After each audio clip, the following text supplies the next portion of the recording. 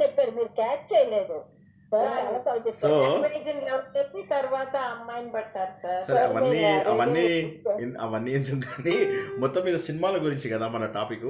So ఆ విధంగా సినిమాలు అసలు నేను అదేదో ఎప్పుడు సార్.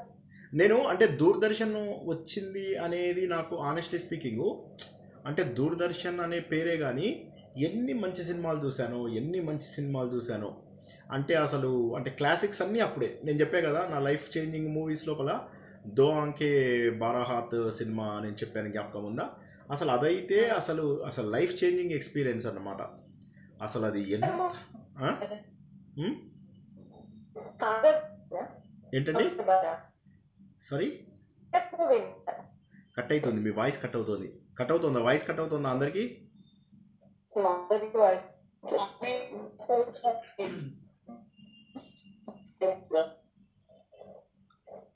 మళ్ళీ మొదలైనట్టుంది వాయిస్ కట్ అవ్వడం.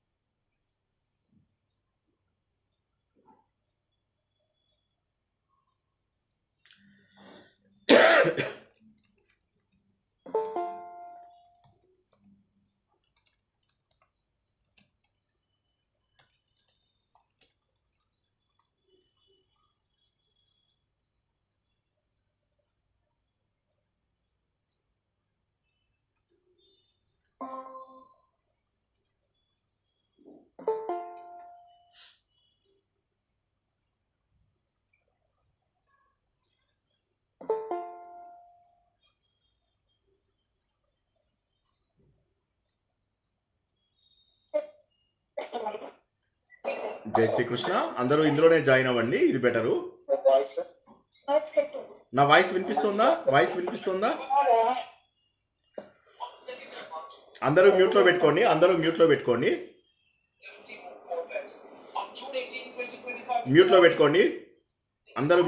అరుణకుమారి గారు మీరు మ్యూట్లో లేరు, మ్యూట్లో పెట్టుకోండి. అందరూ మ్యూట్లో పెట్టేసుకోండి, ఎందుకంటే మళ్ళీ ఇదవుతుంది. కొద్దిగా మన టెలిగ్రామ్ గ్రూప్లో కూడా చెప్తారా అందరికీ ఇందులో జాయిన్ అవ్వమని? నేను చెప్పాను, ఒకసారి మళ్ళీ మెసేజ్లు పెడుతున్నాను, ఒక 3-4 మెసేజ్లు పెట్టండి, జాయిన్ ద గూగుల్ మీట్ అని చెప్పేసి.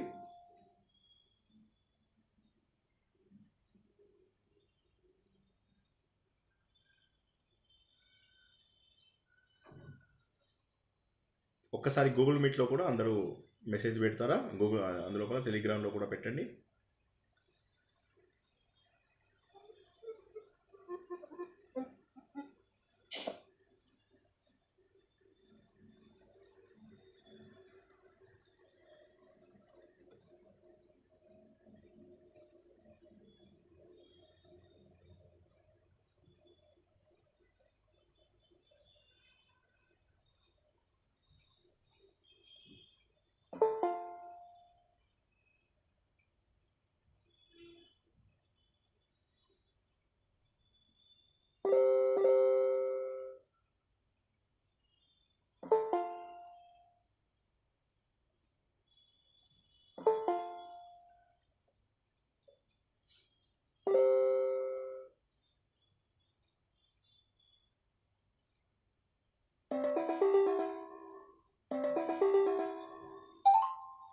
వేణుగోపాల్ గారు గూగుల్ మీట్లో జాయిన్ అవ్వండి.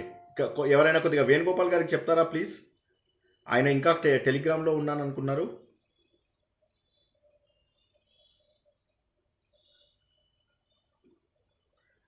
వేణుగోపాల్ గారికి ఇందులో జాయిన్ అవ్వమని చెప్తారా?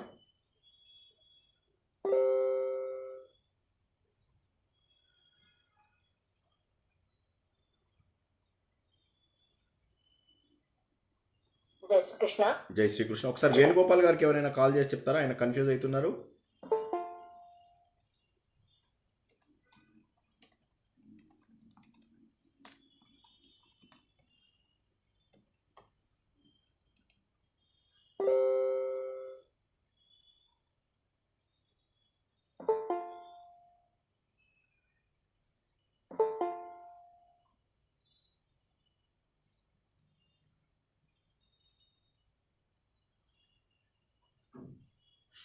అంతరాయ తిమిరోపశాంతయే పావనమచింత్య వైభవం తం నరం వపుషి కుంజరం ముఖే మన్మహే కిమపి తుందిలం మహః వసుదేవసుతం దేవం కౌసచానూరమర్ధనం దేవకీ పరమానందం కృష్ణో వందే జగద్గురుం.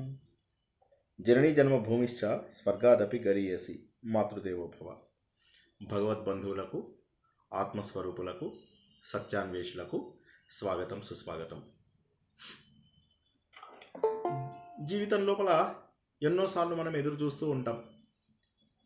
ఏంటంటే సత్యం ఏంటి తెలుసుకుందాము.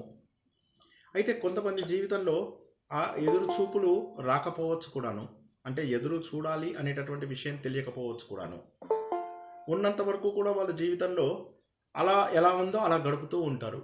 జీవితం లోపల కొత్త మార్పు లేదు. జీవితం లోపల బాధలు అనుభవిస్తూ, కష్టాలను అనుభవిస్తూ, ఈ విధంగా రకరకాల బాధలు పడుతూ ఉంటారు. కానీ ఏదో ఒక సమయంలో ప్రతి ఒక్కరికి కూడా అనిపిస్తూ ఉంటుంది, అసలు ఈ సృష్టి ఎలా ఏర్పడింది, నేను ఈ ప్రకృతిలో నా స్థానం ఏది, నేను ఎంత అనేటటువంటి విషయము ప్రతి ఒక్కరూ కూడా బాధపడుతూ ఉంటారు.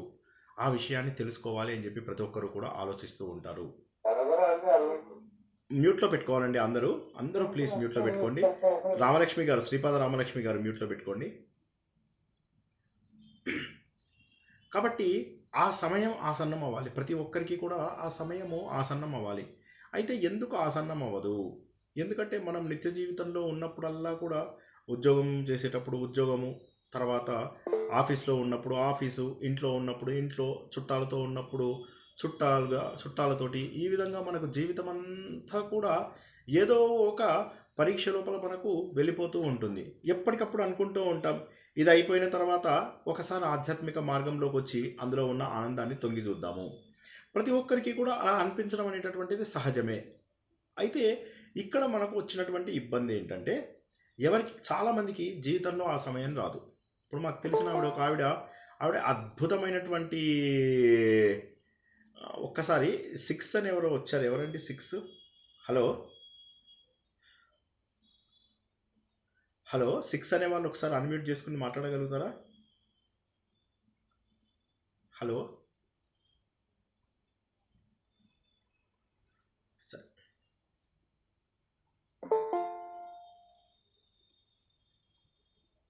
రిమూవ్ చేసేయండి సార్, లేకపోతే అది చూద్దాం. అయితే ఇక్కడ ఇప్పుడు ఒక జీవితం లోపల ఒక ఆవిడ ముందట్లే ఆవిడకి కొద్దిగా 30-40 ఏళ్ళకే వైరాగ్యం వచ్చి ఆవిడ వైరాగ్య దశలోకి వెళ్ళిపోయారు. వెళ్ళిపోయిన తర్వాత ఆవిడకి తర్వాత అనిపించింది అనమాట, ఏదో ఇక్కడ మిస్ అవుతుంది, ఏదో నేను చేస్తున్నది తప్పవుతుంది అని చెప్పేసి. అక్కడ ఆశ్రమంలో ఉన్నారు, అన్నీ నేర్చుకున్నారు. ఇంతలోకే వెనక్కి వచ్చి తన కూతురు పెళ్లి చేయడానికి ఒక అవసరం వచ్చింది. అప్పుడు ఆ కూతురు పెళ్లిని కూడా ఆవిడ చేయడానికి వచ్చారనమాట. ఏదో టెంపరీగా వచ్చారు. కానీ వచ్చిన తర్వాత ఏమైందంటే, ఆవిడ ఆ పిల్లతోటి, ఆ బంధాలతోటి, వాళ్ళకు పుట్టినటువంటి మనవళ్ళతోటి, మనవరాళ్ళతోటి పూర్తిగా లీనమైపోయి ఇక మళ్ళీ అందులోంచి బయటికి రాలేనటువంటి పరిస్థితికి వచ్చేసారు. అంటే ఇది ఎందుకు జరిగి ఉండవచ్చు అంటే, ఈ సంసార బంధం అనేటటువంటిది ఏదైతే ఉందో ఇది వేరే విషయాన్ని మనకు ఆలోచింపజేయదు. ఎంతసేపు కూడా మనము ఒక రకమైనటువంటి మూర్ఖత్వంలో ఉండిపోతాము. ఒక రకమైనటువంటి బంధము అనేటటువంటి బాధలో మనం రెగ్యులర్గా ఉండిపోతాము. దానివల్ల ఏమైపోతుంది అంటే, సత్యం తెలుసుకునేటటువంటి అవకాశం లేదు. సత్యం తెలుసుకుందామనే అవకాశం ఉన్నటువంటి వాళ్ళకేమో సరైనటువంటి మార్గాలు దొరికేటటువంటి అవకాశం లేదు. ఎందుకంటే బయట ప్రపంచంలో రకరకాల జనాలు రకరకాల పద్ధతులలో కనిపిస్తూ ఉంటారు. ఒక్కొక్కరు ఒక్కొక్క రకంగా బిహేవ్ చేస్తూ ఉంటారు. దానివల్ల ఏమవుతుంది అంటే,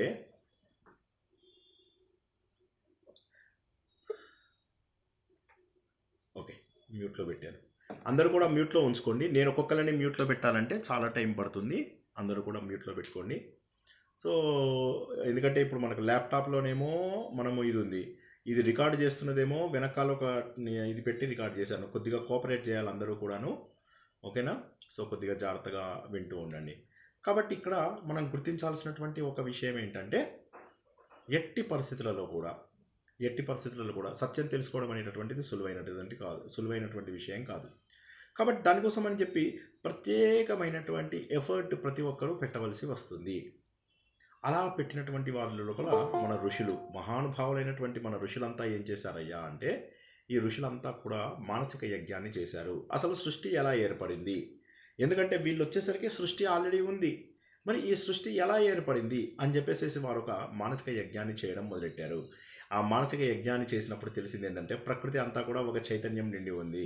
ఆ నిండి ఉన్నటువంటి చైతన్యము అందులోపల చలి లేదు, వేడి లేదు, చీకటి లేదు, వెలుతురు లేదు, దుఃఖము లేదు, బాధ లేదు, శోకము లేదు, ఇవన్నీ లేవు. కానీ ఏముంది, ఒక చైతన్యం మాత్రం ఉంది. ఈ చైతన్యంనే భగవంతుడు అంటారు అని చెప్పేసి అనుకున్నాం. అయితే ఈ సమయంలో మరి లేనిది అన్నీ ఉన్నట్టే, చైతన్యం ఉంటే అన్నీ ఉన్నట్టే, కానీ లేనిది ఏమిటి అంటే ఈ సృష్టి అనేటటువంటిది లేదు. ఏదైతే మనకు కంటికి కనిపిస్తున్నటువంటిది ఉన్నదో ఈ సృష్టి అనేటటువంటిది అప్పట్లో లేదు. అప్పుడు భగవంతుడు ఏం చేశాడంటే అవ్యక్త రూపమైనటువంటి ఆ భగవంతుడు తనలోని 1/4 అంటే కేవలము పావు భాగాన్ని మాత్రమే ఉపయోగించి ఈ ప్రపంచాన్నంతా కూడా ఆయన తనలోంచి సృష్టించాడు.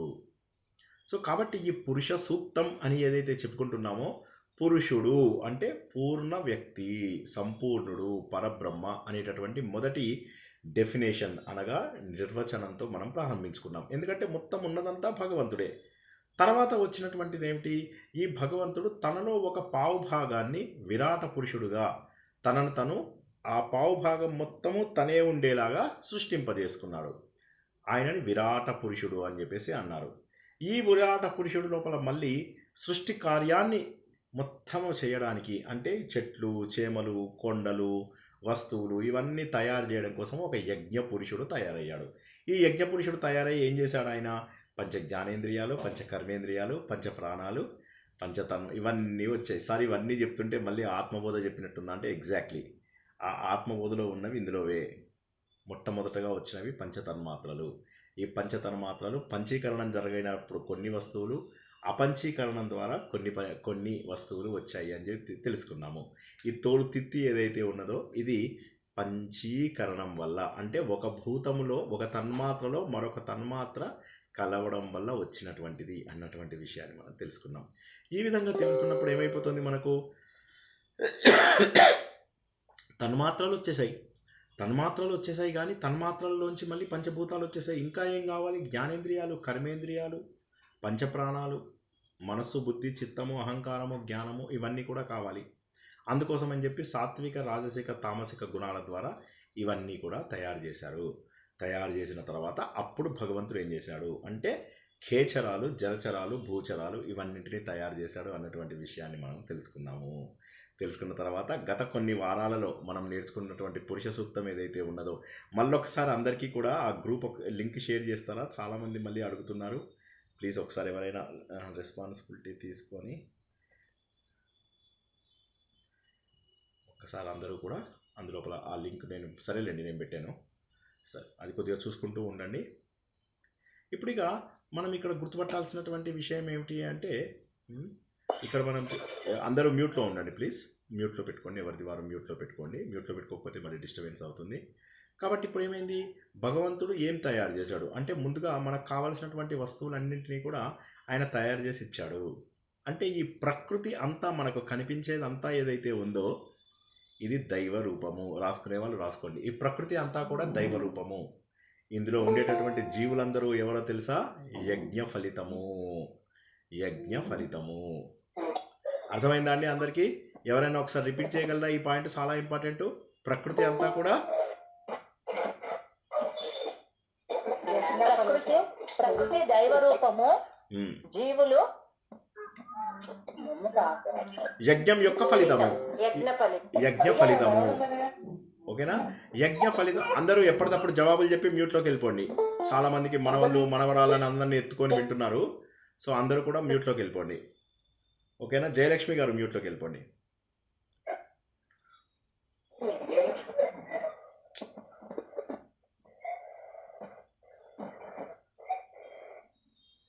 ఓకేనా? నేను ప్రతి ఒక్కళ్ళని మ్యూట్ చేయడం కష్టం కదా, ఎవరికి వారు మ్యూట్ అయిపోండి. సో కాబట్టి ఏమైంది, ఇప్పుడు మనకు ఈ ప్రకృతి అనేటటువంటిది ఏదైతే ఉన్నదో ఇది మన దైవము, తన రూపము. మరి మనమంతా ఎవరము? ఒక మానసిక యజ్ఞము చేయగా వచ్చినటువంటి వాళ్ళము. ఇప్పుడు మనకు పరమ పురుషుడు కనిపిస్తున్నాడు. ఆయనలోంచి వచ్చినటువంటి జ్ఞానేంద్రియాలు, కర్మేంద్రియాలు, మనకు పంచప్రాణాలు ఇవన్నీ కూడా రెడీగా ఉన్నాయి. ఈ జీవులన్నీ కూడా కనిపిస్తూ ఉన్నాయి. గత వారం మనము ఎటువంటి జీవులు వస్తాయి అనేటటువంటివి తెలుసుకున్నాం. అశ్వము అన్నాడు. అశ్వము అంటే ఏంటి? ప్రాణశక్తికి అంతర్గత అర్థం అన్నమాట. తర్వాత గోవులు అన్నాడు. అంటే ఏంటి? ఇవన్నీ కూడా మన పోషణకు ముఖ్యమైనటువంటివి. డొమెస్టికేటెడ్ ఎనిమల్స్ని ఎందుకు క్రియేట్ చేశాడు ఆయన? అంటే ఆయన ప్రత్యేకంగా ఈ డొమెస్టికేటెడ్ ఎనిమల్స్ ఏవైతే మనం పెంచుకోగలుగుతామో, మనం పోషింపగలుగుతామో వాటన్నింటినీ మన కోసం ఉంచాడు. గోవులు ఏం చేస్తున్నాయి? మనకు పోషణ ఇవ్వడానికి, మనకు కరుణ భావాన్ని, ప్రేమ భావాన్ని పంచడానికి గోవులు. ఇక నెక్స్ట్ అజా అంటే ఏంటంటే ఇంద్రియ వృత్తులు. ఇంద్రియ వృత్తులు అంటే మన కర్మేంద్రియాలు, ఇవన్నీ ఏవైతే ఉన్నాయో అవి ఇంద్రియ వృత్తులు. మేకలు ఏవైతే ఉంటాయో అవన్నీ కూడా అవి ఏమిటి? ఇంద్రియాలకు తొందరగా లొంగిపోతాయి. సో కాబట్టి వీటిని కనుక తత్వరూపంలో తీసుకుంటే అశ్వము అంటే మన ప్రాణశక్తి, నిరంతరము కదిలేటటువంటి మన ప్రాణశక్తి అని. గోవులు అంటే మనకు పోషణ కలిగించేటటువంటి అన్న పదార్థాలు అని చెప్పి. అజ అని చెప్పేసి ఏదైతే మనం చెప్పుకుంటామో మేక రూపం లోపల మేకలు, గొర్రెలు ఇవన్నీ పుట్టాయి అని ఏవైతే మనం చెప్పుకుంటున్నామో ఆ మేకలు, గొర్రెలు అనేటటువంటివి మన ఇంద్రియ ప్రవృత్తులు అన్నటువంటి విషయాన్ని తెలుసుకున్నాం. అంటే భగవంతుడు సృష్టి లోపల భగవంతుడు డైరెక్ట్గా సృష్టి చేసేసి వదిలేలా ఎలా ఉంటే బాగుంటుంది ముందు కొద్దిగా అర్థం చేసుకోవాలి. ఇక్కడ భగవంతుడు ఏం చేశాడంటే ఏది ఎలా ఉంటే బాగుంటుంది అన్న విషయాన్ని ముందుగానే ఆలోచించి ఒక చక్కటి ప్లానింగ్ చేసి ఆ ప్లాన్ ప్రకారం ఇవన్నీ కూడా సృష్టించాడు. మనుషుల్ని సృష్టించే ముందే ఇవన్నీ ఎందుకు సృష్టించాల్సి వచ్చింది? మనిషి ఎలా ఉండాలి, ఎక్కడ ఉండాలి, అడవులు ఎక్కడున్నాయి, ఇక్కడ ఎవరున్నారు, అక్కడ ఎవరున్నారు, ఇవన్నీ కూడా ఏవైతే ఉన్నాయో వాటన్నింటినీ కూడా ఆయన ప్రత్యేకంగా తయారు చేసి మన కోసం సిద్ధం చేశారు. ఇప్పుడు పెళ్ళికి జనాలందరూ భోజనాలు తినడానికి వస్తారు. మనం అన్ని భోజనాలు సిద్ధం చేయాలా, హాలు బుక్ చేయాలా, జనాలందరికీ కావాల్సినట్టుగా కుర్చీలు అవి వేయాలా.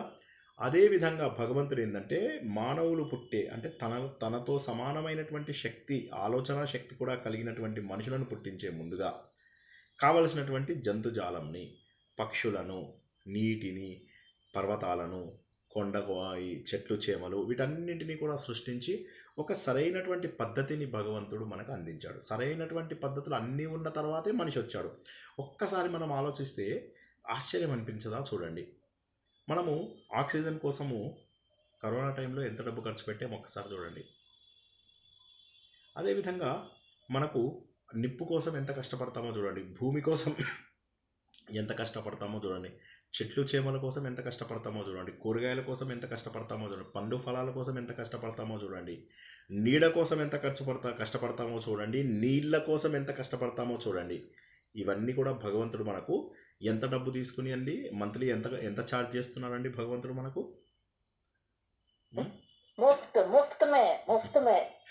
సో అన్నీ కూడా మనకు ఫ్రీగా అందజేస్తున్నాడు భగవంతుడు. భగవంతుడు సృష్టి అనేటటువంటిది ఏదైతుందో ప్రతి ఒక్కటి కూడా చాలా చాలా చాలా ఆలోచింపజేసేటటువంటిది. హార్ట్కి ఏదన్నా ప్రాబ్లం వచ్చింది అంటే ఎంత కష్టం ఒకసారి ఆలోచించండి. లివర్కి ఏదన్నా ప్రాబ్లం వస్తే, కిడ్నీకి ఏదన్నా ప్రాబ్లం వస్తే కిడ్నీ రెండెందుకు పెట్టాడండి? ఒకటి పాడైనా ఇంకొకటి పని చేయాలి అనేటటువంటి భగవంతుడు ఆలోచనని అక్కడ మనం గుర్తించాలి. రక్త ప్రసారము, ఒక మనిషి ఇప్పుడు మీరు చలిలోకి వెళ్ళారనుకోండి, చలిలోకి వెళ్తే ముందుగా మీ కాళ్ళు చల్లబడతాయి. ఆ తర్వాత అవన్నీ పెరుగుతూ పెరుగుతూ పెరుగుతూ చివరికి మీ తల మొద్దుబారుతుంది. అంటే ఏంటంటే భగవంతుడు మనకు ఒక అవకాశం ఇచ్చాడు. కాళ్ళు పోయినా పర్వాలేదు, నువ్వు బతకాలనుకుంటున్నావా? అవును, నేను బతకాలనుకుంటున్నాను. సరే, నువ్వు బతుకు. కాళ్ళు పోయినా కూడా బతుకుతాను అంటే బతుకు. ఇలా ఒక్కొక్క భాగము పైకి వెళ్తూ వెళ్తూ వెళ్తూ వెళ్తూ వెళ్తూ వెళ్తూ మనకు చనిపోవడానికి చాలా టైం పడుతుంది. శరీరంలో ఆ టెంపరేచర్ ఎలా మెయింటైన్ అవుతుంది, ఇవన్నీ కూడా ఒకసారి కనుక మనం ఆలోచించినట్లయితే భగవంతుడు ఎంతో ఆలోచించి క్రియేట్ చేసినటువంటి ప్రపంచం ఇది. సో కాబట్టి ఇప్పటివరకు మనము 3 రకాల పురుషుల గురించి తెలుసుకున్నాము. ఒకటేమో పూర్ణ పురుషుడు గురించి తెలుసుకున్నాము. రెండవదేమో ప్రపంచమంతా తనే అయి అంత తన సహస్ర శీర్ష పురుష అని ఏదైతే శ్లోకం ఉందో ఆ శ్లోకం ద్వారా ప్రపంచమంతా తనే చేతులు కాళ్ళు తల అన్నీ అయ్యి తనే ప్రపంచమంతా వ్యాపించి ఉన్నాడు అనేటటువంటి విషయాన్ని తెలుసుకున్నాము. ఆ తెలుసుకున్న తర్వాత మనుషులకు కావలసినటువంటి వస్తువులు జంతువులన్నీ ఒకదానిపైన ఒకటి, ఇది సమన్వయము, సరైనటువంటి సహజీవనము, ఎలా గడపాలి, ఎవరెవరితో గడపాలి, ఎవరు అడవిలో ఉండాలి, ఎవరు గ్రామంలో ఉండాలి, ఎవరు ఎక్కడ ఉండాలి, ఇవన్నీ కూడా భగవంతుడు నిర్ణయించి ఒక పద్ధతి ప్రకారం వీటిని పుట్టించాడు. ఇప్పుడు చందమామది మనం చూసినట్లయితే చందమామని చూడడానికి అని చెప్పేసి వాళ్ళు పంపించారు, 4 వ్యోమగాములను పంపించారు. వాళ్ళు చూస్తూ ఆశ్చర్యపోతున్నారు. ఎన్ని లక్షల 4 లక్షల కిలోమీటర్లు తక్కువ రోజుల్లో ప్రయాణం చేసి వస్తూ వాళ్ళు అవన్నీ చూస్తూ ఆశ్చర్యపోతున్నారు. అక్కడి నుంచి చూస్తే భూమి ఉదయిస్తోంది అస్తమిస్తోంది, ఉదయిస్తోంది అస్తమిస్తోంది, ఎంత వేగంగా తిరుగుతుంది. అక్కడి నుంచి చూస్తున్నారు వాళ్ళు, ఎన్నో బులకలు వచ్చి చంద్రుడికి తగులుతున్నాయి, ఎన్నో రకాల తుఫానులు కనిపిస్తూ ఉంటాయి. అంటే ఇవన్నీ చూస్తుంటే ఆశ్చర్యం అనిపిస్తుంది. ఎక్కడిది ప్రపంచం ఇంత గొప్పగా ఎలా ఉంది? మనం ఇంతకుముందు మాట్లాడుకున్నప్పుడు ఒకసారి చెప్పాము, సూర్యుడు చుట్టూ తిరుగుతున్నప్పుడు ఏదేదో మనం గీసినట్టుగా ఒక సర్కిల్లో అలా తిరగవు, ఎవరిష్టం వచ్చినట్టు వాళ్ళు తిరుగుతూ ఉంటారు. సర్కిల్ అంటే వాళ్ళ సర్కిల్ వేరు, కక్ష వేరు. 360 డిగ్రీలలో ఏ డిగ్రీలో అయినా ఎవరైనా తిరగవచ్చు.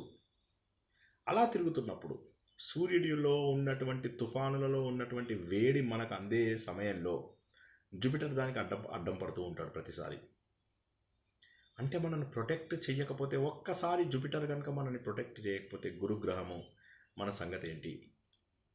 సో దీన్ని కనుక మనం కరెక్ట్గా ఆలోచించినట్లయితే మనము భగవంతుడి యొక్క ప్లానింగ్కు మనం మెచ్చుకుంటాము. అయితే మిగతా గ్రహాలలో మనకు మనుషులు కనిపించటం లేదు, మిగతా గ్రహాలలో మనుషులు జనాలు కనిపించటం లేదు. ఎందుకంటే మనకిచ్చినవి 5 ఇంద్రియాలు మాత్రమే. ఈ 5 ఇంద్రియాల ద్వారా మనం వాటిని గుర్తించడం అనేటటువంటిది చాలా కష్టం. ఈ 5 ఇంద్రియాల ద్వారా గుర్తించడం కష్టం. ఇంకొక 10 ఇంద్రియాలు ఉంటే బహుశా గుర్తించే వాళ్ళమేమో. కళ్ళు, ముక్కులు, చెవులు ఇవన్నీ కాకుండా ఇంకొక ఇంద్రియం ఏదో మనకు అవసరమవుతుంది కొత్త జీవరాశులను గుర్తించడానికి. మనకు 5 జ్ఞానేంద్రియాలు తప్ప 6వది లేదు. ఇంకా కావాలంటే మనస్సును అనుకోవచ్చు అంతే, ఇంకా వేరేవేవి మనకు ఇంద్రియాలు లేవు. భగవంతుడు ఇచ్చిన వాటితోటే భగవంతుడిని గుర్తించాలి మనం. కష్టమైనది. అందుకోసమే మనం ఈ గ్రంథాలన్నీ చదువుతాం. ఎందుకు చదువుతాము? భగవంతుడు ఇచ్చిన జ్ఞానం వల్లనే మనం భగవంతుడిని గుర్తించగలుగుతాం. సో ఇప్పుడు విరాట పురుషుడు ఉన్నాడు, మరి వాళ్ళు అడుగుతున్నారు, ఇప్పుడు వాళ్ళలో వాళ్ళు ప్రశ్న వేసుకుంటున్నారు, మరి ఎటువంటి భగవంతుడు? ఈ సృష్టి అనేటటువంటిది కేవలం మనుషులతో పాటు ఉన్నటువంటిది కాదు, ఒక సమగ్రమైనటువంటి వ్యవస్థ కదా. మరి ఈ వ్యవస్థ లోపల భగవంతుడు ఎలా ఉన్నాడు? ఈ పురుషుడి యజ్ఞం వల్ల ఈ ఇక్కడ ఉన్నటువంటి జీవజాతి, ఇక్కడ ఉన్నటువంటి వ్యవస్థలు ఇవన్నీ పుట్టాయి కదా. మరి ఇందులోపల అసలు ఇదంతా ఎలా ఏర్పడింది? ఈ ఋషులందరూ ఆలోచిస్తున్నారు అన్నమాట, వారిలో వారు ప్రశ్నించుకుంటున్నారు. ఏమని? అసలు ఈ సృష్టిలో ఉన్నటువంటి భాగాల నుంచి ఎలా వచ్చింది? సృష్టి విచారణ చేస్తున్నారు వాళ్ళు, ఏమేమి వచ్చాయి ఇక్కడి నుంచి. ఈ పురుషుడు ఎవరైతే ఉన్నాడో, యత్ పురుషం వ్యథదు. వ్యథదు అంటే మనం గత వారం చెప్పుకున్నట్టున్నాము, డివైడ్ చేయడము. ఆ పురుషుణ్ణి ఎలా విభజించారు? ఆ పురుషుడు ఎలా విస్తరించాడు? ఆ పురుషుడు విభజించినప్పుడు, విస్తరించినప్పుడు, ఏ పురుషుడునైతే యత్ పురుషం, ఏ పురుషుడునైతే, యత్ అంటే ఏ యొక్క పురుషం, పురుషుడిని, ద్వితీయ విభక్తి, పురుషుడిని, వ్యదధు ఎవరినైతే విభజించారో, యత్ పురుషం యుధదు, కథిత వ్యకల్పయన్, కథిత, కతి అంటే ఎన్ని అని, కథిత ఎన్ని విధాలుగా, కథిత ఎన్ని విధాలుగా, వ్యకల్పయన్ ఏర్పాటు చేశారు, కల్పయన్ నిర్మించడం, ఎన్ని రకాలుగా, వ్యకల్పము సిస్టమేటిక్గా ఆయనని చేశారు, ఎన్ని భాగాలుగా ఆయనని విభజించారు. ఇప్పుడు ఎవరైతే పురుషుడు ఉన్నాడని మనం తెలుసుకున్నామో, ఈ పురుషుడిని ఎన్ని భాగాలుగా విభజించారు మనందరికీ తెలుసు, 4 భాగాలని. బట్ ఇది వాళ్ళకి తెలియకముందు వాళ్ళు అడుగుతున్నది, అసలు ఆ పురుషుడిని ఎన్ని భాగాలుగా విభజించారు? మనకు తెలిసి ఇప్పుడు విరాట పురుషుడు ఒకడు ఉన్నాడు అని చెప్పి యజ్ఞ కార్యము ద్వారా, మానసిక యజ్ఞము ద్వారా వీళ్ళు తెలుసుకుంటున్నప్పుడు ఆ పురుషుడిని ఎలా విభజించారు? కిం ముఖం కిం అస్య, ఆయన ముఖం ఏమైంది మరి? ఇప్పుడు ఆయన ముఖం ఏదైతే ఉన్నదో అదేమిటి? కౌ బాహు, ఏమయ్యాయి బాహువులు? కౌ అని ఎందుకన్నానండి? ఇక్కడ ఎవరన్నా చెప్పగలరా? హలో, బహువచనం. బహువచనం అవి రెండు బాహువులు కాబట్టి ద్వివచనం వాడారు. ద్వివచనం సార్. ద్వివచనం వాడారు. ద్వివచనం బలమైన వాడారు. భుజాలు సార్. రెండు భుజాలు కాబట్టి కౌ బలవంతమైన బాహు, భుజాలు అని. రెండు భుజాలు అని చెప్పేసి అడిగారు. ఆయన భుజాలు ఏమయ్యాయి? ఆయన భుజాలు ఏమయ్యాయి? కా ఊరు, కా ఊరు అంటే కిమ్ కేక, అది మనకు అది కా, అది అంటే ఆడవాళ్ళ దీనికి వచ్చేటప్పుడు ఆ కా ఏమి స్త్రీలింగం కదా సార్. స్త్రీలింగం. కా కా స్త్రీలింగం. కా కాకే. సో అది కా ఏమి? ఊరు తొడలు. ఆ తొడలు ఏమయ్యాయి? ఆయన తొడలు ఏమైనాయి? పాదవు ఉచ్యతే, ఆయన పాదాలు ఏమని చెప్పబడ్డాయి? ఉచ్యతే చెప్పబడ్డాయి. ఆయన పాదాలు ఏమని చెప్పబడ్డాయి? సో వీళ్ళు అడుగుతున్నారు అనమాట. ఇప్పుడు మరి ఆయనని ఎలా విభజించారు? మీరు చెప్తున్నది కరెక్టే, ప్రపంచమంతా వ్యాపించాడు. కానీ ఆయన శరీర భాగాలని అంటే పురుషుణ్ణి కనుక కరెక్ట్గా విభజించినప్పుడు ఎన్ని విధాలుగా ఆయనని విభజించారు? ఆయన ముఖం ఏమైంది? ఆయన చేతులు ఏమయ్యాయి? ఆయన తొడలు ఏమయ్యాయి? ఆయన పాదాలు ఏమయ్యాయి? అంటే ఏం జరిగాయి అంటే వీళ్ళు ఆలోచిస్తున్నారు అనమాట. ఒక్కొక్క దగ్గర నుంచి ఒక్కొక్క రకమైనటువంటి మార్పు వస్తుంది. అంటే ఇక్కడ ప్రశ్నలు ఎందుకు వేయాలి? ఇప్పుడు ఇక్కడ పురుష సూక్తంలో ప్రశ్నలు లేకపోతే ఏమవుతుంది? మీరు చూసినట్లయితే మన ఉపనిషత్తులలో కూడా ఒక ప్రశ్న, ఆ ప్రశ్నకు తగ్గ విచారణ, ఆ విచారణ నుంచి జ్ఞానం వస్తుంది. మళ్ళీ ఒకసారి చెప్తాను, రాసుకుంటే రాసుకోండి. ముందు అన్నిటికంటే ముందు కావాల్సింది ప్రశ్న. ఎప్పుడైతే ప్రశ్న వస్తుందో అప్పుడే మనము ఆలోచించేటటువంటి అవకాశం ఉంటుంది. ప్రశ్నకు తగిలినటువంటి విచారణ. ఎప్పుడైతే ఆలోచిస్తామో, విచారణ అంటే ఏంటండి? బాగా విచారంగా బాధగా ఉండడం, అంతేనా? కరెక్టేనా? విచారంగా ఉండడం, ఎంక్వైరీ, ఎనలైజింగ్, విశ్లేషించడం. అలా విశ్లేషించడం వల్ల ఏమవుతుంది అంటే జవాబులు దొరికేటటువంటి అవకాశం ఉంది. అది ఆ విశ్లేషణ ముందు వీళ్ళకి మీరు చూసినట్లయితే ప్రతి చోట కూడా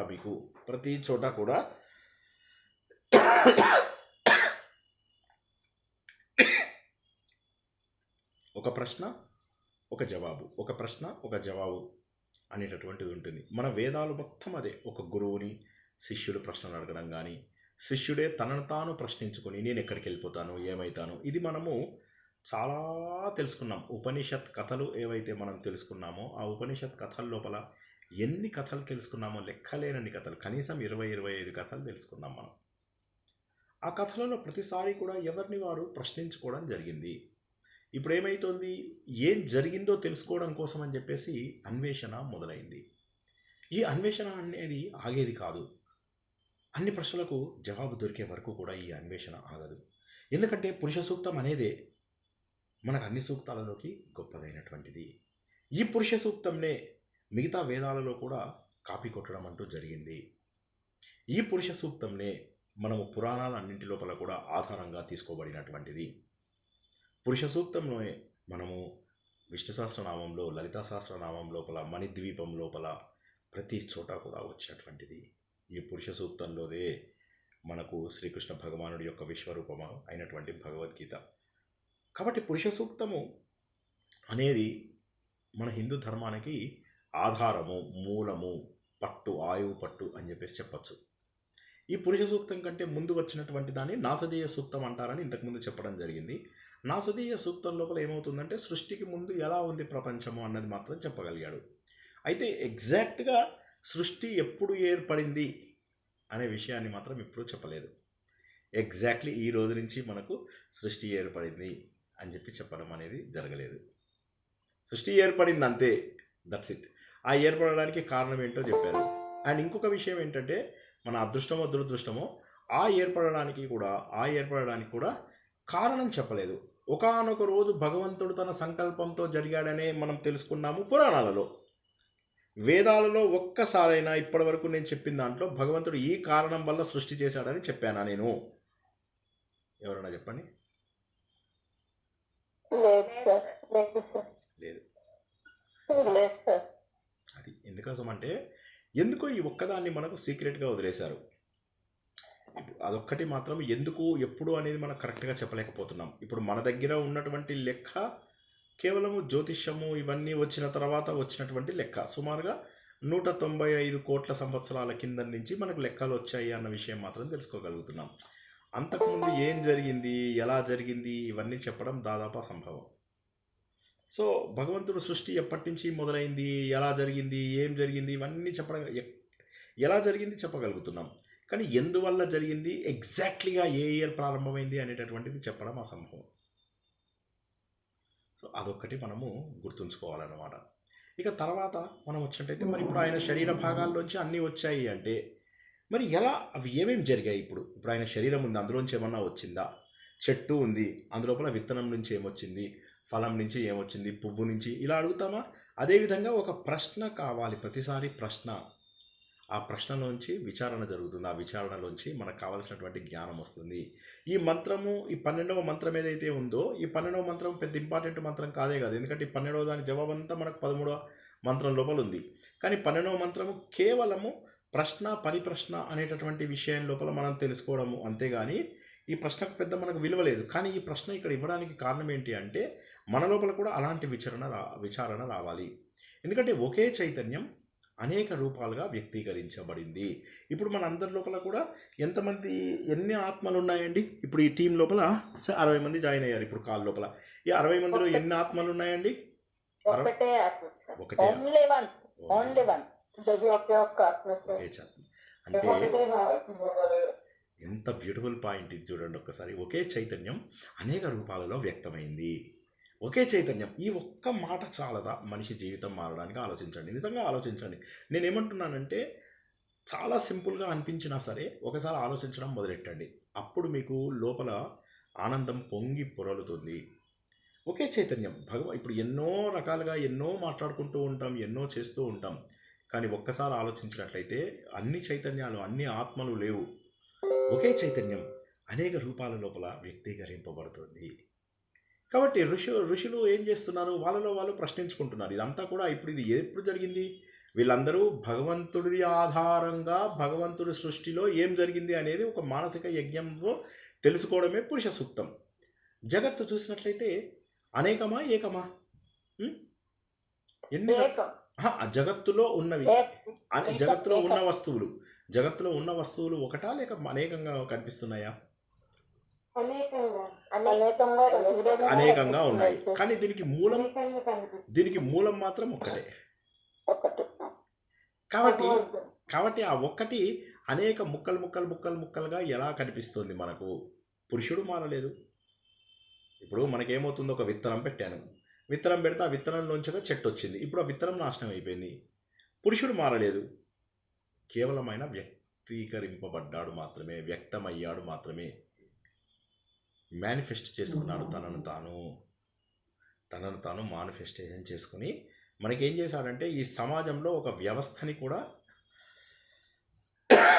అందించాడు. తర్వాత శ్లోకంలో ఇప్పుడు మనం ఏదైతే చెప్పుకుంటామో ఆ శ్లోకము, ఈ శ్లోకము దురదృష్టవశాత్తు హిందూ ధర్మం మీద ఏమీ జ్ఞానం లేనటువంటి వాళ్ళు కూడా ఈ శ్లోకం పైన అనేక రకాల అభాండాలు వేయడం అనేటటువంటిది జరిగింది. ఇది మన దురదృష్టం అని చెప్పుకోవచ్చు. ఒక్క నిమిషం, ఇది కరెక్ట్గా ఉందా లేదా చూస్తున్నాను. కొద్దిగా పైకి అంటాను, ఒక్క నిమిషం.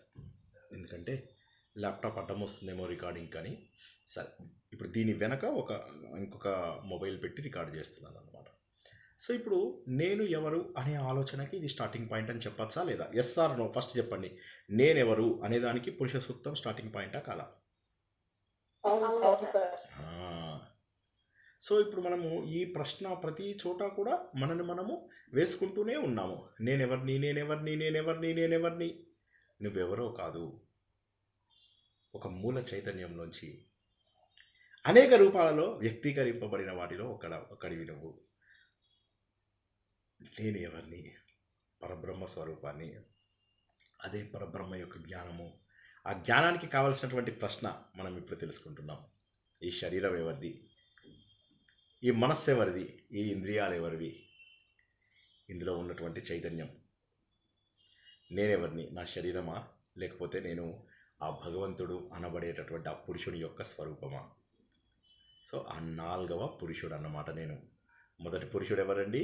చెప్పండి ఎవరైనా. మొదటి పురుషుడు ఎవరు? స్వయంభూ మన పూర్ణ పురుషుడు, పూర్ణ పురుషుడు, సకలదేవి స్వయంభూ మన వ్యాస పురుషుడు, యజ్ఞ పురుషుడు. యజ్ఞం. 4వది జీవ పురుషుడు, మనం అన్నమాట. మనమంతా కూడా పుట్టాము. ఋషులు వేసినటువంటి ఈ మంత్రంలో ఏంటంటే మనమందరము పుట్టడం జరిగింది. మరి మన అందరము పుట్టాము, జంతువులన్నీ పుట్టాయి, పక్షులు పుట్టాయి, ఇవన్నీ కూడా పుట్టాయి. ఏవైతే జన్మించాయో ఇవన్నీ ఏ విధంగా విభజింపబడ్డాయి, ఏ విధంగా విభజించబడ్డాయి అనే దానికి ఇక్కడ మనం గుర్తుంచుకోవాల్సింది ఏంటంటే ఏ విధంగా విభజించబడాలి అంటే ఇక్కడ మీనింగ్ ఏంటంటే ఈ సమాజం అనేటటువంటిది, ఈ విశ్వం అంతా కూడా భగవంతుడి యొక్క శక్తి అయినట్లయితే ఎందుకు ఇన్ని రకాలుగా విడిపోయింది? శరీర భావన ఏంటి? మన శరీరంలో తల, చేతులు, కాళ్ళు, అదేవిధంగా ఏ ఒక్క భాగం దెబ్బతిన్నా కూడా శరీరం అంతా కష్టపడుతుంది. ఇప్పుడు ఇక్కడ కొడితే అమ్మ నొప్పి ఉంది, కాలు కొడితే నొప్పి లేదు, నా కాలు వేరు అని అనుకుంటామా? అనుకోము. కాబట్టి ఇది విభాగము మాత్రమే, ఉన్నదంతా ఒకటే కానీ అందులో విభాగం మాత్రమే అనేటటువంటిది మనం ఇక్కడ గుర్తించాలి. అంతేగాని ఇదంతా వేరు కాదు. ఎందుకంటే తర్వాత వచ్చే దగ్గర తెలుసుకుంటున్నాం ఈ 4 కూడా ముఖ్యమైనటువంటివే. ముఖం అనేటటువంటిది ఏదైతే ఉందో మనకు జ్ఞానానికి అని తర్వాత శ్లోకంలో తెలుసుకుంటాము, ముందే చెప్తున్నాం. ముఖం అనేటటువంటిది జ్ఞానం కోసం అని చెప్పేసి, బాహువులు అనేటటువంటివి ప్రొటెక్షన్ అంటే రక్షణ కోసం అని ఏర్పడ్డవి. సో ముఖం అనేటటువంటిది ఏదైతే ఉందో ఈ మొత్తం పార్ట్, ముఖము అంటే నోరు అనే కాకుండా ఈ మొత్తం పార్ట్ అని చెప్పేసి తీసుకుంటే జ్ఞానానికి మూలం అని చెప్పి, ఊరువులు అనేటటువంటివి తొడలు, ఇవి పోషణ కోసం అని చెప్పేసి, పాదాలు అనేటటువంటివి పునాది, పాదము అంటే పునాది అంటే అవి లేదే మిగతాదంతా పోయినట్టు. ఒక పెద్ద బిల్డింగ్ కట్టాడు, దానికి పునాది వేయలేదు, అప్పుడు ఏమైపోతుంది? అంత పెద్ద బిల్డింగ్ కూడా కూలిపోతుంది. సో కాబట్టి పునాది చాలా ముఖ్యమైనటువంటిది. సో ఆ విధంగా ఈ 4 రకాల విషయాల కోసము ప్రతి మనిషి లోపల ఈ 4 రకాల అవయవాలు ఏర్పడ్డాయి. బ్రాహ్మణోస్య ముఖమాసీత్ బాహు రాజన్య కృతః ఊరు తదస్య యద్వైశ్యః పద్భ్యాం శూద్రో అజాయత. ఈ శ్లోకం గురించి మనం చెప్పుకున్నాం. ఎన్నోసార్లు దీనిని తప్పుగా చెప్పడం అంటూ జరిగింది. బ్రాహ్మణ అంటే ఎవరు? ఫస్ట్ ఒకసారి ఆలోచిద్దాం. మనం 13వ శ్లోకంలో ఉన్నాం. బ్రాహ్మణ అంటే జ్ఞానము, ఆధ్యాత్మికత, ఉపదేశం. ఇప్పుడు ఈ మధ్య మనము ఎన్నో రోజులుగా చెప్పుకున్నాము, ఎప్పటి నుంచో కూడా మనకు అందరూ కూడా వేదం నేర్చుకోవచ్చు, అందరూ కూడా పూజలు అవ్వచ్చు అనేటటువంటిది గత 10-15 ఏళ్ళు 20 ఏళ్ళుగా జరుగుతున్నదే. అంతకు ముందు కూడా నేర్చుకునే వాళ్ళు, ఈ మధ్య ఎక్కువైంది. ఎవరైనా నేర్చుకోవచ్చు, ఎవరైనా కూడా శర్మగా పిలువబడవచ్చు. శర్మ అంటే బ్రాహ్మణుడు అన్నట్టుగా అన్నమాట. ఎవరు బ్రాహ్మణుడు అవ్వచ్చండి? పుట్టుకతో బ్రాహ్మణుడు కాదు, వాడు చేసేటటువంటి కలిగిన వాళ్ళు బ్రాహ్మణుడు. కాబట్టి ఎవరైనా కూడా ఈ వేద జ్ఞానం తెలుసుకోవచ్చు. ఎంతోమంది పూజారులు, అంతెందుకు తిరుపతిలో ఉన్న పూజారులలో అన్య కులాల బ్రాహ్మణులు ఎంతమందో ఉండి అద్భుతమైనటువంటి పూజలు జరుపుతున్నారు. అదేవిధంగా రాముడి అయోధ్య ఆలయం లోపల అనేక ఇతర కులాల వాళ్ళందరూ కూడా పుట్టుకతో జన్మతః వారు అత్యద్భుతమైనటువంటి పూజలు జరుపుతూ భగవంతుడు సేవ చేస్తున్నారు. కాబట్టి ఇక్కడ ఆధ్యాత్మికత అనేది ఒకరి సొత్తు కాదు అన్న విషయాన్ని గుర్తుంచుకోవాలి. పాయింట్ అర్థమైందా? నేను కష్టపడుతున్నానా? హలో, అర్థమైంది సార్. బ్రహ్మ జ్ఞానంతో బ్రాహ్మణులు అవుతారు సార్. సో అది ఇందులో చాలా క్లియర్గా చెప్పారు. ఆయన యొక్క ముఖము ఏదైతే ఉందో అది బ్రాహ్మణము. అంటే ఇక్కడ సమాజంని విభజించేటప్పుడు ఎవరి డ్యూటీస్ ఏంటి అని చెప్పి చెప్పడం. ఉదాహరణకి నేను బాగా చదువుకున్నాను అనుకోండి, మీరు ఇప్పుడు ప్రవచనం విన్నారనుకోండి, మీరందరూ బ్రాహ్మణులు. ఇంట్లోపల వంట చేశారనుకోండి, వంట చేయడం మీ అందరికీ రాదు. అప్పుడు ఏం చేస్తారు? శ్రీనివాస్ నేర్పించిన కాఫీ చేయడం ఎలా, శ్రీనివాస్ నేర్పించినటువంటి ముద్దపప్పు చేయడం ఎలా అనేటటువంటి 2 వంటలు ఇంట్లో చేస్తారు. మీ కాపురాలన్నీ నిలబడిపోయాయి. ఒక రకంగా చెప్పాలంటే ప్రవచనాల వల్ల నిలబడ్డాయో లేదో కానీ మీకు వంటలు నేర్పించడం వల్ల మీ కాపురాలన్నీ నిలబడ్డాయి. సో కాబట్టి ఏమైంది? అప్పుడు శూద్రులతో సమానము. తర్వాత ఇంటికి ఎవరన్నా వస్తారు, మన పిల్లల్ని కొట్లాడడం, మన పిల్లల మీద నేరాలు చెప్పడానికో ఇంకా దేనికో, అప్పుడు మనము క్షత్రియులము. మార్కెట్కి వెళ్ళి వస్తువులు సంపాదిస్తాం, ఆఫీస్కి వెళ్ళి ఉద్యోగం నుంచి డబ్బు సంపాదించుకుని తీసుకొస్తాం, అన్ని పనులు చేస్తాము, అప్పుడు మనము వైశ్యులము.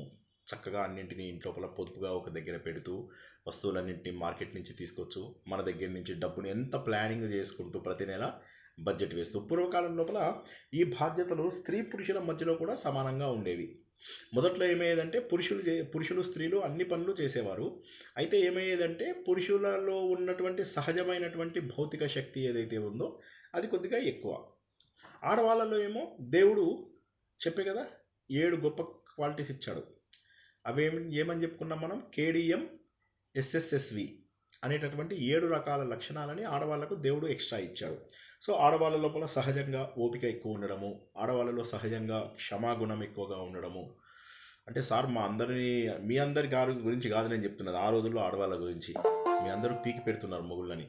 సో ఆ రోజుల్లో కూడా అలానే ఉన్నాం సార్. అలాగే ఉన్నారా? అవును సార్. చాలా అందుకే సంతోషం. మీరు ఎన్నన్నా కూడా మేమేం అనట్లేదు సార్.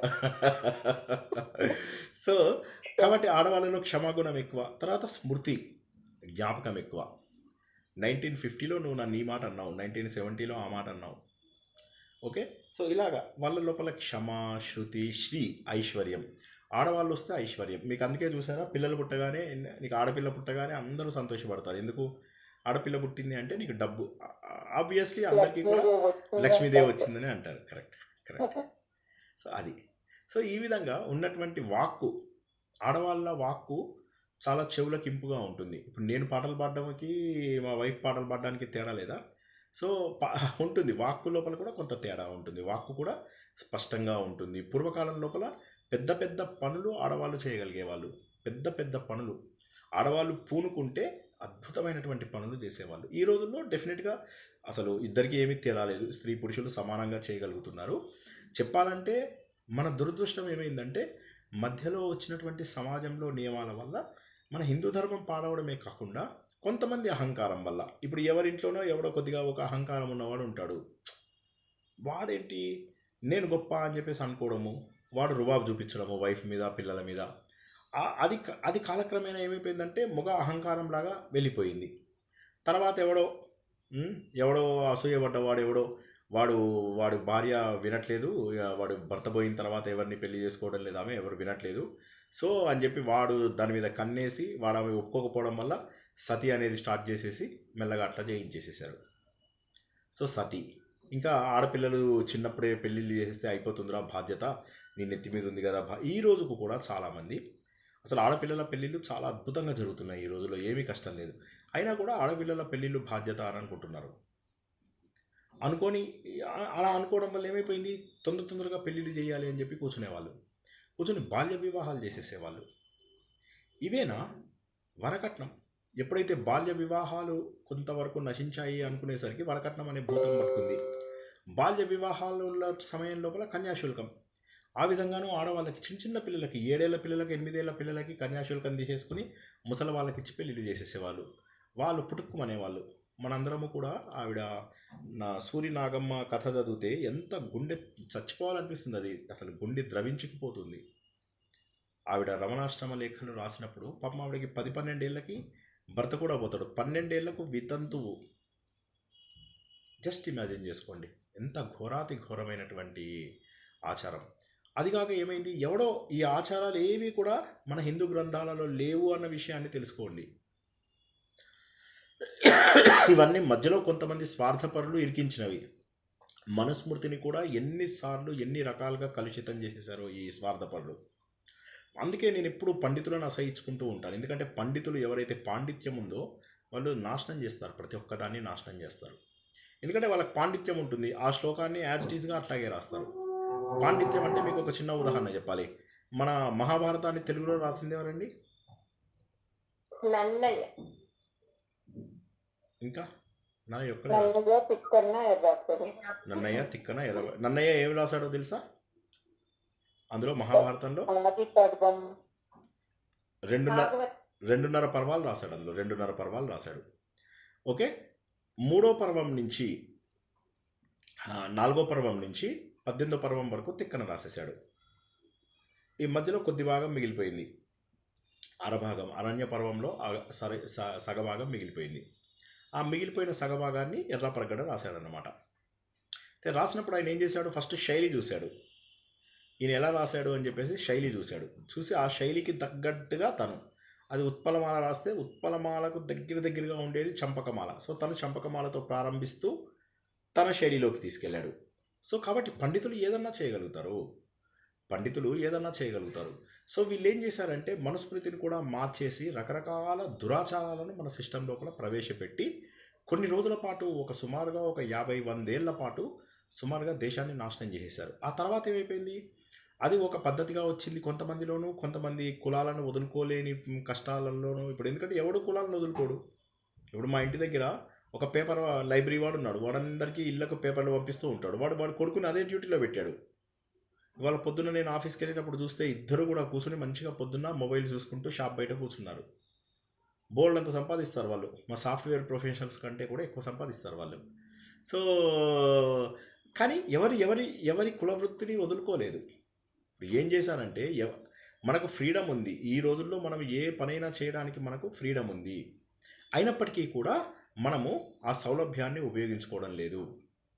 మనం ఏం చేస్తున్నాము, కుటుంబంలో ఉన్నటువంటి విషయాన్ని చూస్తున్నాము. బ్రాహ్మణులు వేదాలు ఎంతమంది చదువుతున్నారు? వేదాలు చదివేటటువంటి బ్రాహ్మణులు చాలా తక్కువ మంది ఉన్నారు. అవునా కదా? సో మరి అలాంటప్పుడు ఏమవుతుంది, మరి ఇలా ఉన్నప్పుడు మరి వేరే రకాల దీంట్లోకి వెళ్ళిపోతున్నారు బ్రాహ్మణులందరూ. ఇప్పుడు సర్వీస్ సెక్టార్స్లో ఎక్కువ మంది ఉంటున్నారు. వైశ్యులు కుల వృత్తితో పాటుగా అనేక ఉద్యోగాలలో వీటిల్లో ఉంటున్నారు. గవర్నమెంట్ సర్వీసెస్లో ఉంటున్నారు. రాజులు అన్ని రకాల పనులు చేస్తున్నారు. ఈ రోజుల్లో ఏ రిస్ట్రిక్షన్ కూడా లేదు. పూర్వకాలంలో రిస్ట్రిక్షన్ ఉండేది. ఆ రిస్ట్రిక్షన్ ఉన్నప్పుడు కూడా ఏమైంది, దాన్ని చెడుగా ఉపయోగించిన వాళ్ళు కొద్దిమంది వల్ల, దానివల్ల ఏమైంది, ఈ కన్యాశుల్కం వచ్చింది. కన్యాశుల్కం వచ్చి ప్రతిదాన్ని నాశనం చేసేసింది. నాశనం చేసేసరికి ఏమైంది, ఆడపిల్లలు చిన్న వయసులోనే 10-12 ఏళ్ళకి అందరూ వితంతువులు అయిపోయేవాళ్ళు. జీవితంలో తెలిసేసరికి ప్రతి ఇంట్లోపల మా అమ్మ చెప్తుండేది, ఆ రోజుల్లో అందరి ఇళ్లలో కూడా 8-9 ఏళ్ళ పిల్లలందరూ కూడా పైన ముసుగులు వేసేసుకొని అలా ఉండేవాళ్ళట. గుండు చేయించుకుని ముసుగులు. ప్రతి నెల గుండు గీసుకోవాలి వాళ్ళు. ప్రతి నెల నేల మీద పడుకోవాలి. ఒక పూటే భోజనం చేయాలి. ఎంత కష్టం. మా అమ్మమ్మ ఉండేది. మా అమ్మమ్మకి 29 ఏళ్ళకి 4 పిల్లలు. మా తాతగారు వెళ్ళిపోయారనమాట. వెళ్ళిపోతే ఆ 4 పిల్లల్ని ఆవిడ పెంచాలి. అందరి ఇళ్లలో పని మనుషుల్లాగా పెంచుతూ, నానా కష్టాలు పడుతూ, అందరి ఇళ్లలో వంటలక్కలాగా చేస్తూ, జీవితాంతము వేరే వాళ్ళపైన ఆధారపడుతూ గుండు చేయించుకుని హెల్ప్లెస్గా జీవితాన్ని గడిపింది మా అమ్మమ్మ. 78 ఏళ్ళ వరకు బతికింది ఆవిడ. 29 ఏళ్ళ నుంచి 78 ఏళ్ళ వరకు ఆవిడ జీవితాన్ని మొత్తం ఒంటరిగా నడపడమే కాకుండా ఆ గుండు గీయించుకొని పాపం ఎంత కష్టపడేదో. మా ఇంటికి వచ్చినప్పుడు మేము వేరే ఊళ్ళలో ఉన్నప్పుడు కూడా మా ఇంటికి వస్తుండేది. వచ్చినప్పుడు ఆవిడకి నెలకు ఒకసారి గుండు గీయింది కదా, మా నాన్నగారు వెళ్ళి మంగళవాణ్ణి తీసుకొస్తుండేవారు. అయితే ఆ విషయాలు నాకు తెలియవు. కానీ ఏంటి, నిన్నటిదాకా అమ్మమ్మకి జుట్టు ఉండే ఇలా గుచ్చుకుంటుండేది. నేను అమ్మమ్మ పక్కన పడుకుంటునేవాడిని అప్పుడప్పుడు. సో అమ్మమ్మ వచ్చిన సమయంలో ఇప్పుడేంటి నున్నగా ఉంది గుండు అని చెప్పేసి అందరం ఆడుకుంటుంటే అమ్మమ్మది గుండు తీసేశాను అనమాట. తీసేస్తే అది నాకు పెద్ద జోకు. పాపం ఆవిడ కూడా హెల్ప్లెస్గా నవ్వింది, నిస్సహాయతతో నవ్వింది. మనము మనుషులలాగా బిహేవ్ చేసావా, క్రూరాతి క్రూర మృగాలలాగా బిహేవ్ చేయలేదా? ఆ రోజు లోపల మగవాళ్ళు ఎంత క్రూరంగా ఉండేవాళ్ళో తెలుసా? 10 ఏళ్ళు 15 ఏళ్ళ డిఫరెన్స్ ఉండేది ఆడవాళ్ళకు మగవాళ్ళకు మధ్య. రాక్షసులలాగా బిహేవ్ చేస్తుండేవాళ్ళు ఆ రోజుల్లో. ఎన్ని రకాల తప్పులు చేశారు ఆడవాళ్ళ పైన. ఇంకా అన్నిటికంటే దారుణం ఏంటంటే సతీ సహగమనం. అదృష్టవశాత్తు మన దగ్గర అది లేదు. కానీ ఏ తప్పు లేకుండా భర్త చనిపోతే 15 ఏళ్ళు 20 ఏళ్ళ గ్యాప్ ఉన్న వాళ్ళని తీసుకెళ్ళి చంపేసేవాళ్ళు. ఇంకా కూడా దురదృష్టకరమైనవి చెప్తా. ఎవరికైనా పెళ్ళి అయితే ఆమె చనిపోతే ఆమెకు చెల్లెళ్ళు ఉంటే ఆ చెల్లెళ్ళని పెళ్లి చేసుకునేవాళ్ళు. అది ఇంకా క్రూరమైనటువంటి ఇది. సో వాళ్ళకేంది ఏదో పెట్టి చంపేసి పెద్దవారి అని చంపేసి మరదలని వేసుకునేవాడు. ఆ సినిమా వచ్చింది కదా, అదేది ప్రకాష్ రాజ్ సినిమా, ఏంటది జ్ఞాపకం ఉందా? ఆశానా ఏదో వచ్చింది. ఆశానా సినిమా పేరు జ్ఞాపకం ఉంది ఎవరికైనా? ఆ సినిమా తమిళ సినిమా. సో అట్లాగా ఇంత దారుణమైనటువంటి జీవితాలు ఆ రోజుల్లో గడిపేవాళ్ళు. దురాచారాలు ఎక్కువగా ఉండేవి. కాబట్టి మనకు ఇచ్చిన వ్యవస్థ ఏమిటి, ఆ వ్యవస్థ ఎందుకోసం ఇచ్చారు అది తెలుసుకోకుండా గతమంతా కూడా క్రూరాతి క్రూరంగా మృగాలలాగా బతికారు. మరి ఆ రోజుల్లో సంతోషంగా లేరా అని కాదు, ఉన్న కొద్ది మంది సంతోషాలు ఉన్నప్పటికీ కూడా దురాచారాల వల్ల ఆ రోజుల్లో అత్యంత దారుణమైనటువంటి పరిస్థితులు మనకు కనిపిస్తూ ఉండేవి. ఆడవాళ్ళ ఆత్మహత్యలు, ఆడవాళ్ళకి ఎక్కువ స్వతంత్రం ఉండకపోవడం, ఇంట్లో పిక్కు తినేవాళ్ళు, కానీ జనరల్గా స్వతంత్రం ఉండకుండా ఉండడము, ఇవన్నీ కూడాను అన్ని రకాల అర్హతలు లేకపోవడము, ఇవన్నీ కూడా మనకు దేశంలో ఉన్నటువంటి దురాచారాలు క్రమ పద్ధతి లోపల మారాయి. ఇప్పుడు సమాజం లోపల అందరూ కూడా సమానంగా ఉండగలుగుతున్నారు. ఇప్పుడు బాగుంది. కానీ ఒకప్పటి వ్యవస్థ చూసినట్లయితే ఇలా ఉండేది. అదేవిధంగా ఇప్పుడు ఈ నేర్చుకుంటున్నటువంటి శ్లోకంలో కూడా ఏదైతే తప్పుదారిలో తీసుకెళ్లారో జనాలని, దానిని మనము కరెక్ట్ చేసుకోవాల్సినటువంటి బాధ్యత మనందరిపైన ఉంది.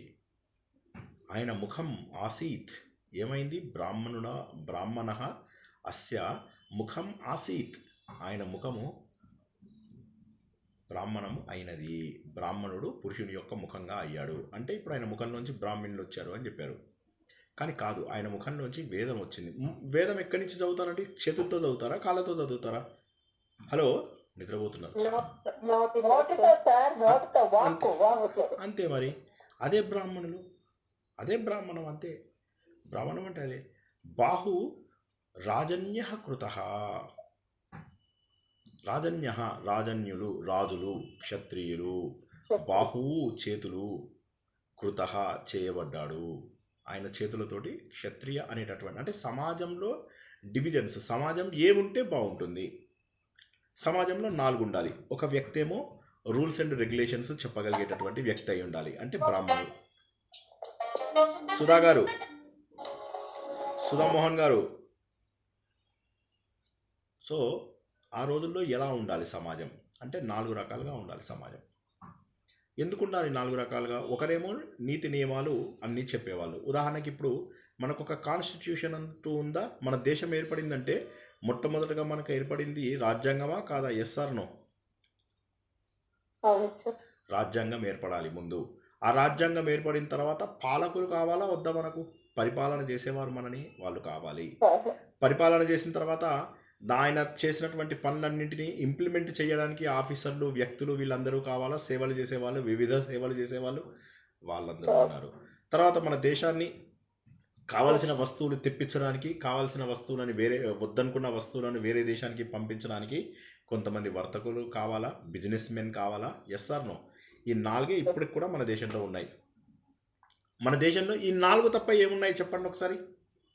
ఈ 4 తప్ప వేరేవేమన్నా ఉన్నాయా మన దేశం లోపల? రాజ్యాంగం ఉంది, పాలకులు అంటే క్షత్రియులు ఉన్నారు, రాజ్యాంగం అంటే బ్రాహ్మణ్యం అనుకోండి, ఓకే.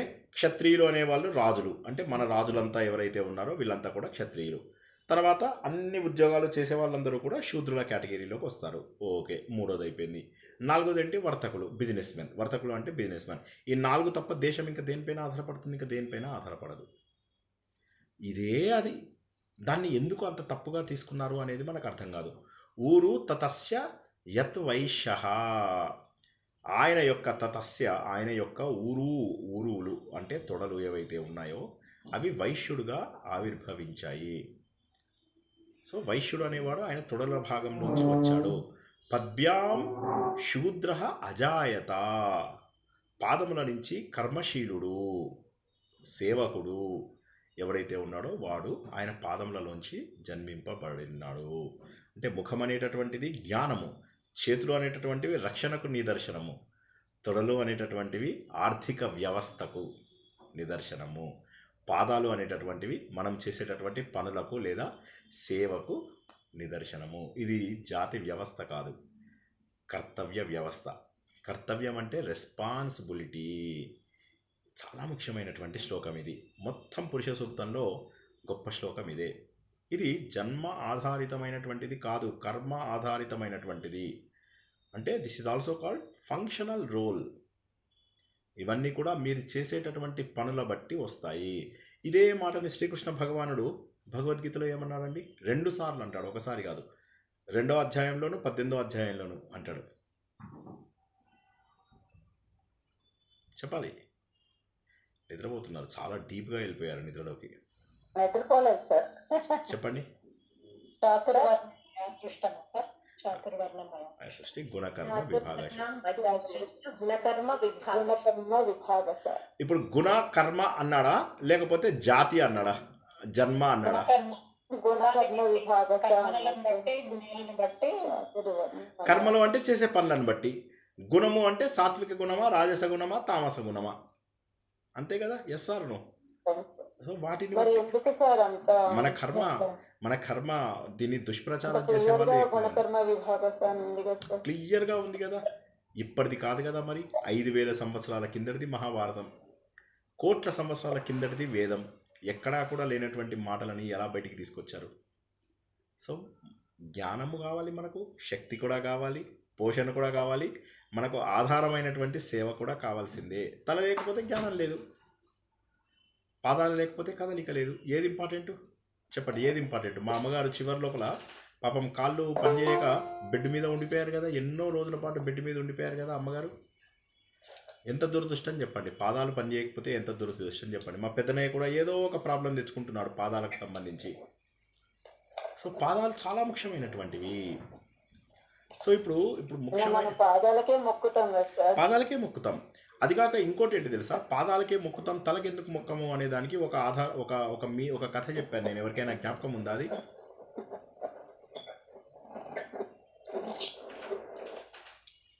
జ్ఞాపకం లేదా? పాదాల దగ్గర అందరూ సమానంగా ఉంటారు, తలల దగ్గర అందరూ హెచ్చు తగ్గులు ఉంటారు, పాదాల దగ్గర మాత్రం అందరూ సమానంగా ఉంటారు. అందుకోసమని పాదాలకు మొక్కుతారు. అంటే అందరినీ సమంగా చూస్తున్నాం, పాదాలు మాత్రమే అందరివి నేల మీద ఉంటాయి, సమానమైనటువంటి ఎత్తులో ఉంటాయి. కాబట్టి పాదాలకు అందరూ సమబుద్ధి అని చెప్పడానికి పాదాలకి మనం చూస్తాము. సో పాదాలన్నీ ముఖ్యమైనటువంటివి, మనకు పాదాలే ముఖ్యమైనటువంటిది. సో కాబట్టి ఏంటంటే మనం మ్యూట్లో పెట్టుకోవాలి. జ్యోతి గారు మ్యూట్లో పెట్టుకోవాలి. జ్యోతి గారు, జ్యోతి ఓకే. సో కాబట్టి ఈ వర్ణం అనేటటువంటిది మనలోనే ఉంది, మనలో జ్ఞానము, మనలో ధైర్య సాహసాలు. ఓకే ఏ రామా, ఇంకెవరో మాట్లాడుతున్నారండి, చూసుకోండి ఒక్కసారి ఎవరిది వారు. నేను అందరినీ అన్మ్యూట్లో చేయలేను కదా. ఎవరిది వారు ఒకసారి చెక్ చేసుకోండి.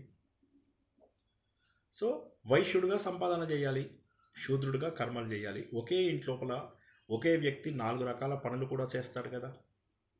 కాబట్టి అందరూ ఒకే చైతన్యము, కేవలం ఇవన్నీ కూడా భిన్న పాత్రలు. మనం చేస్తున్నటువంటి పనులను బట్టి మనకు వస్తున్నటువంటి భిన్న పాత్రలు మాత్రమే ఇవన్నీ వేరు కాదు. ఇవన్నీ కూడా మనం చేస్తున్నటువంటి భిన్న పాత్రలు. విభిన్నత్వం కేవలం రూపం లోపల మాత్రమే మనకు భిన్నత్వం కనిపిస్తుంది, కానీ ఆత్మలో మనం అందరము ఏకమే. సో కాబట్టి నా జ్ఞానం, నా శక్తి, నా శరీరం అంతా కూడా ఈ సమాజమే. నా ఆత్మ ఆ పరమ పురుషుడిదే, ఇంకెవరిది కాదు. ఈ సమాజాన్నే కనుక నేను పరమ పురుషుడి యొక్క శరీరంగా భావించుకున్నట్లయితే ప్రతి వ్యక్తి కూడా ఒక అవయవమే ఇందులోపల. అందుకే సహస్ర శీర్ష పురుష, అందరి తలలు ఆయనవే, అందరి చేతులు ఆయనవే, ప్రతి అవయవము మనమందరము ఆ అవయవంలో భాగమే. అందుకే మనం భగవద్గీత చెప్తున్నప్పుడు ఏమనుకున్నాము? ఎవరి పొట్టకు పెట్టినా ఆయన పొట్టకు పెట్టినట్టే, ఎవరి పొట్టను కొట్టినా ఆయన పొట్టను కొట్టినట్లే. కాబట్టి ఆ జ్ఞానశక్తి, రక్షణ శక్తి, పోషణ శక్తి, సేవాశక్తి అన్నిటికీ కూడా మూలము ఒక్కటే, ఆ పరబ్రహ్మ. మన సమాజాన్ని విభజించలేదు ఆయన. సమాజంలో మనం చేసేటటువంటి పనులను మాత్రం విభజించి ఇవి ఇలా చేసుకోండి అన్నాడు. ఏం ఉద్యోగం చేస్తావయ్యా అంటే కొంతమంది ఐఏఎస్ అంటారు, కొంతమంది ఐఏఎస్ ఐపీఎస్ అలాంటివి కాకుండా ఏమైనా చిన్న జాబులు చేద్దామని చెప్పేసి వెంకటేష్ అంటాడు. అలా ఒక్కొక్కరు ఒక్కొక్క రకంగా ఉద్యోగాలను చూజ్ చేసుకోవడానికి అవకాశం ఉంది. ఎవరికి కావాల్సినటువంటి ఫీల్డ్లోకి వాళ్ళు వెళ్ళేటటువంటి అవకాశం ఉంది. ఈ 4 యొక్క సమన్వయమే మన శరీరము, ఈ 4 యొక్క సమన్వయమే మన సమాజము. ఆత్మసుఖము వీడి నీ ఆట కొరకు పాత్ర పోషణ చేసితి సూత్రధారి, విశ్రమించదని పాదం ఆశ్రయించి పరమ కరుణాంతరంగా శ్రీ పాండురంగ. జై శ్రీకృష్ణ. సో ఇవాళ అత్యంత ముఖ్యమైనటువంటి శ్లోకం చెప్పుకున్నాము. మధ్యలో కాస్త డిస్టర్బెన్సెస్ అవి ఇవి వచ్చినప్పటికీ కూడా ఏది ఏమైనా కూడా రేపటి నుంచి కూడా అందరూ ఇలాగే సిద్ధంగా ఉండండి. మనకు ఏమి ఇబ్బంది అయినా కూడా ఇట్లా క్విక్గా అందులోకి వచ్చేలాగా పెట్టుకుందాము. ఏ రోజుది లింక్ ఆ రోజు పంపిస్తూ ఉంటాను. సో అందరూ కూడా వీలైనంత మంది అక్కడ జాయిన్ అవుతూ ఉండండి. మనకు టెలిగ్రామ్లో ఇలాంటి ఇష్యూస్ వస్తాయని మనం అనుకున్నదే కాబట్టి సో క్విక్గా అందులోపల జాయిన్ అయిపోవడం మనము చేస్తూ ఉండవచ్చు అన్నమాట. ఇంకా ఇవాళ ఏమన్నా ప్రశ్నలు ఉన్నాయా ఎవరికైనా?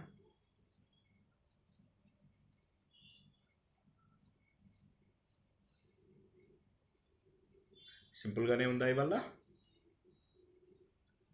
ఉంది సార్, చాలా సార్లు చెప్పుకున్నాం కదా సార్. అర్థమైంది సార్, అర్థమైంది. కరెక్ట్.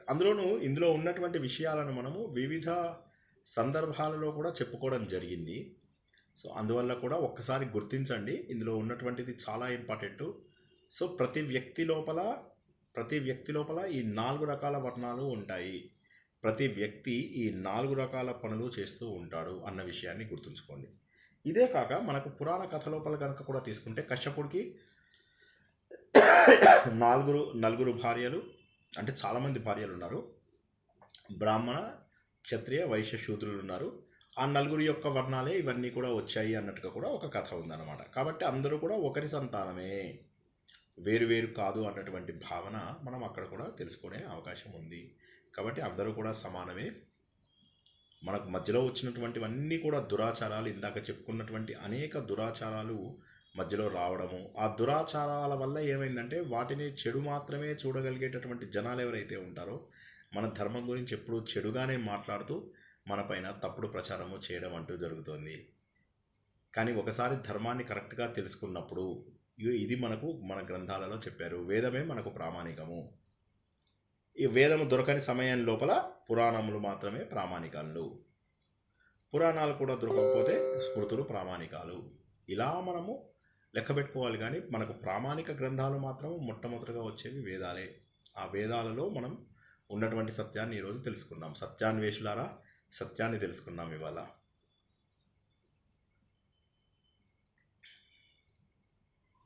జై శ్రీకృష్ణ. రేపేముంది మళ్ళీ మనకు? Bhagavad Gita 18th chapter. ఉపోద్ఘాతం నుంచి ఒక 6 శ్లోకాల్లోకి ముందు కదిలినట్టున్నాము గత వారము. మరింత ముందుకి వెళ్దాం. అందరూ కూడా ఆలోచన ద్వారా సత్యాన్ని తెలుసుకుంటారని, ఒక ఆలోచన, ఒక ప్రశ్న, ఒక ఆలోచన, ఒక జ్ఞానం, ఈ విధంగా ప్రతి ఒక్కరూ కూడా జ్ఞానాన్ని పెంచుకుంటూ ఆలోచన ద్వారా జ్ఞాన మార్గంలో నడుచుకుంటూ ఉంటారని ఆశిస్తూ ఈరోజు ప్రవచనాన్ని ఇక్కడికి ముగించుకుందాం. పునర్దర్శనం రేపు రాత్రి 9 గంటలకు శ్రీమద్ భగవద్గీతలో 18వ అధ్యాయంలో మరింత వివరణగా మరికొన్ని శ్లోకాలని తెలుసుకుందాం. అంతవరకు కూడా అందరికీ శుభం భూయాత్. శుభరాత్రి. జై శ్రీకృష్ణ. జై శ్రీకృష్ణ. జై శ్రీకృష్ణ సార్.